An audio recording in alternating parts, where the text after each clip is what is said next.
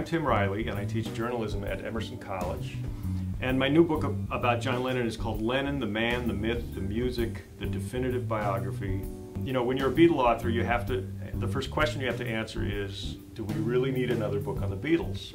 And my answer is an emphatic yes, because most of the books that are out there on the Beatles tend to be one stripe or another. We have memoirs, so we have Cynthia Lennon, first wife of Lennon, has 2 books. The other kind of book you get is a celebrity biography. So you get a very superficial treatment of the man, who he knew, what his exploits were, what kind of drugs he took, what kind of sex he had. And I really wanted to put Lennon in a much wider context, in a very important cultural context.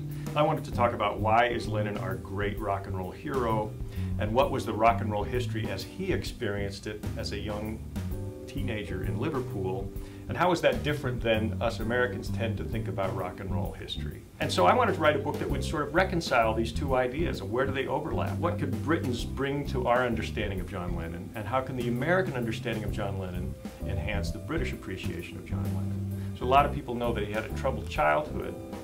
Not many people know that this defining scene in Blackpool is a really traumatic moment that he carries with him the rest of his life.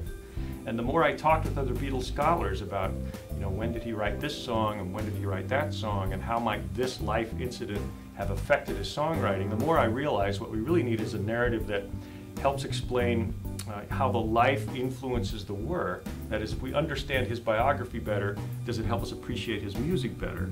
So another goal of mine was to write a story of John Lennon that would have put us inside his head as much as possible and shown us what it might have felt like to be John Lennon while he was living.